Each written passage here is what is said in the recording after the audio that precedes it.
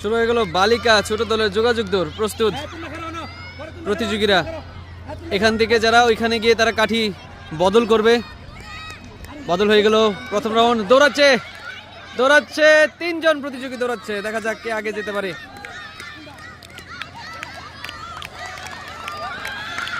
এখানে এসে আবার চেঞ্জ হবে।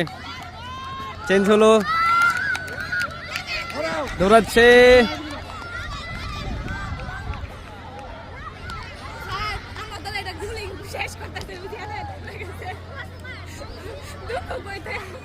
আবার চেঞ্জ হলো। শেষ ফাইনাল চেঞ্জ হলো। হ্যাঁ হয়েছে 3 জন। প্রথম জন অনেক আগে।